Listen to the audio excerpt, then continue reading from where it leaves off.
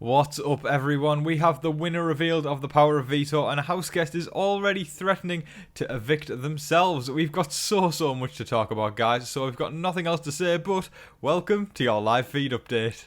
Okay, folks, let's jump right into who actually played in the Power of Veto competition. So, on top of the head of household, Kyland, and the two nominees, Frenchie and Brittany, three more players were picked to play in the Veto competition, and this time picked were Alyssa, Claire, and Derek X. And the winner of the Power of Veto, the second Power of Veto of Big Brother 23, ladies and gentlemen, please give a hand to Derek X for winning two Power of Vetoes in a row. Massive congratulations to him. That's mega. I think that's it's huge. He's going to get a target on his back very soon if he continues to win these vetoes. Just winning two on the trot, two in a row, is automatically going to make people go, whoa, this guy has won two vetoes.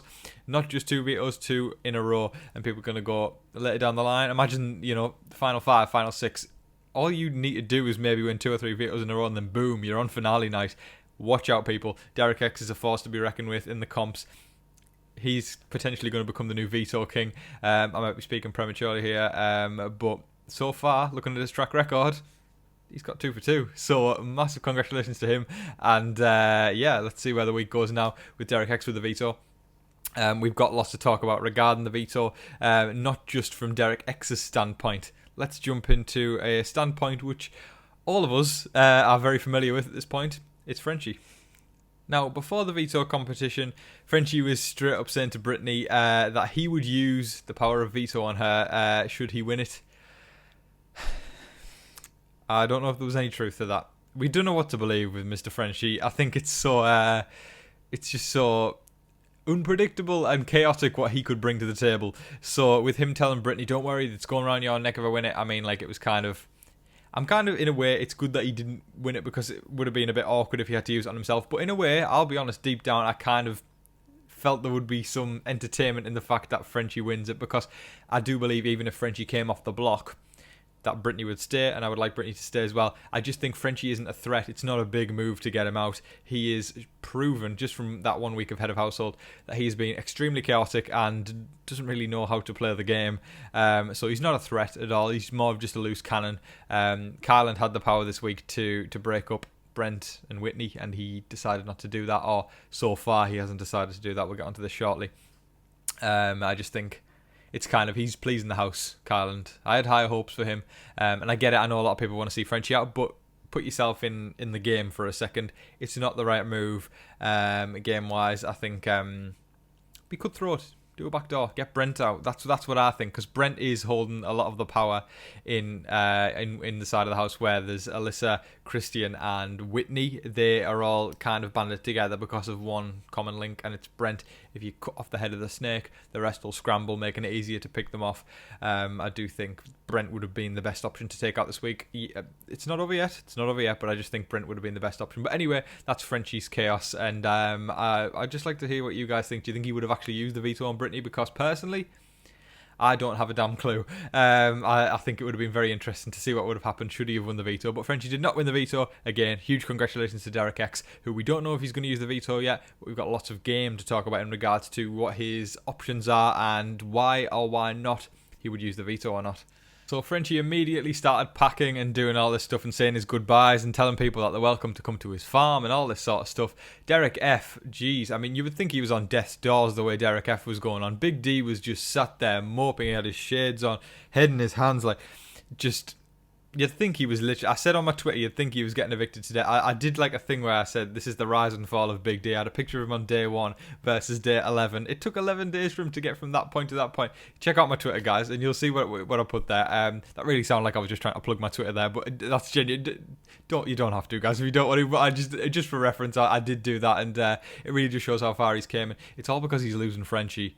He doesn't need Frenchie in this game, but I think he feels like he does, and now he's basically acting like it's the end of the world as we know it, at the fact that Frenchie is likely going to be going out the door this week. It's not for definite. It's really not for definite. I know Tiffany and Claire have different intentions, and they do have sway with Kyland. They do believe that Brent should be the person to go. But they've got a few days to get in his ear to try and get Derek X to use the veto, or try and get Kyland to persuade Derek X to use it. There's many scenarios still. Just because Frenchie's on the block doesn't mean he's going. You'd think it would mean that, but we've seen different things happen in Big Brother over the years that you wouldn't expect. Hence why the phrase is expect the unexpected. We are led to believe that Arza also has different intentions of Frenchie going this week. I think she was talking to Brittany, saying that they could try and persuade Derek X to use the veto on her.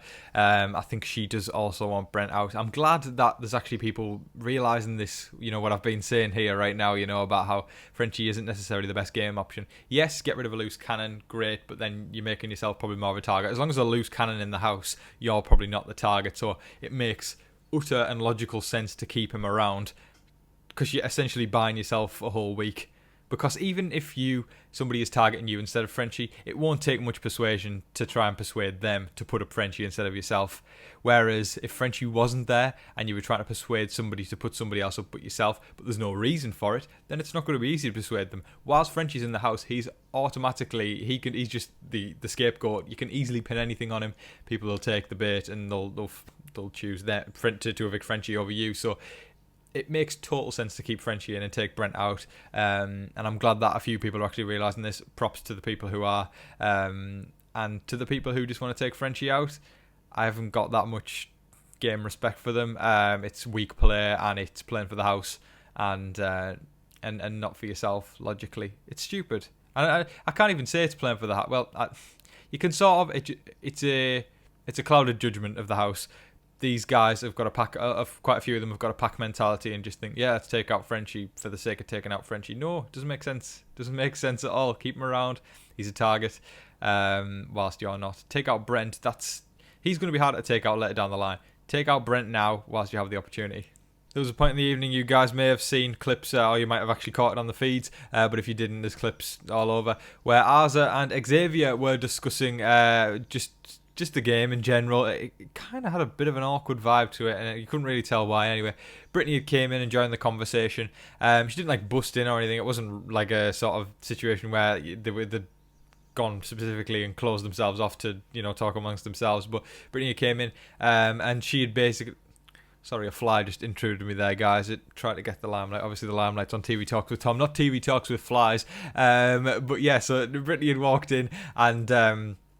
She was talking about Zach's nomination speech from Big Brother 16, and it was the time about how she was basically retelling the story of it and saying how I've prepared nothing, Julie, roses are red, violets are yada yada yada, and she was telling the story and nobody laughed and it was kind of awkward. And I felt bad for her. I did feel bad for her, and do you know what? I just thought it was kind of rude of Xavier and Alex. I mean, sometimes I don't know. It was just she came in just to kind of just be cheery and nice, and I don't know, I just didn't like that moment. I don't know how you guys stand with that one, but anyway, straight after that, after the awkward silence after she'd said that, Xavier was like, we were just talking, if you could just leave it. I kind of lost a lot of respect for Xavier after that moment. I know a lot of people are hyping him up and saying, oh, he's an attorney, he's going to do great, and I thought the same before the season as well, but I'll be honest, Xavier hasn't brought much to the table so far. I think he's going to end up in a showman's, and I think he's a pack mentality sort of like a herd voter, if that makes sense. He votes with the house. There's time to change my mind still, but as of now, I don't know. I feel like we're holding up on high hopes for Xavier that aren't really going to be lived up. He might make it far just because he ends up being in the pack, but I mean, there's nothing he's doing that's exemplary game-wise so far, whereas there's a couple of standout people that you look at and go, they're doing damn good. To name a couple, Tiffany, Claire, Sarah Beth, Derek X, you can name them and go, they're doing fine. Even Arza, I mean, obviously Arza kind of contributed to that situation slightly, but I feel like she's playing well, and while she's not socialising massively, there's a lot of strategy going on up there, and she'll pull it out when she needs to. Yeah, I'm not going on a rant for Xavier, don't dislike the guy, I don't know, I'm just thinking about what his game's going to be like moving forwards, and right now, it's not looking fantastic, but only time will tell, and my mind might be changed. After Frenchie was doing the rounds of saying his goodbyes, he eventually spiralled into threatening to self-evict. He did not want to be in a hotel, or he's claiming he's worried about being in a hotel for 4 weeks until the Battleback competition begins. So he didn't want to risk just having to sit around for a whole month in a hotel whilst the Battleback arrives. But I believe, guys, that the Battleback isn't going to happen this year, or the pre-jury Battleback certainly isn't. I saw online already somebody taking a selfie with Travis at the airport heading back to Hawaii, so I think that's safe to say there's not going to be a pre-jury battle back, so Frenchie's got nothing to worry about there. But anyway, he went into the diary room. Basically, I think he wanted to self-evict at that point. He just wanted to go home. It's really disappointing to see a fan of the show wanting to self-evict. There's so many people. I'm sure I could probably confidently say that half of the people who view my videos, you guys would want to be on the show, and you guys wouldn't want to self-evict. There's so many people who'd want to go on.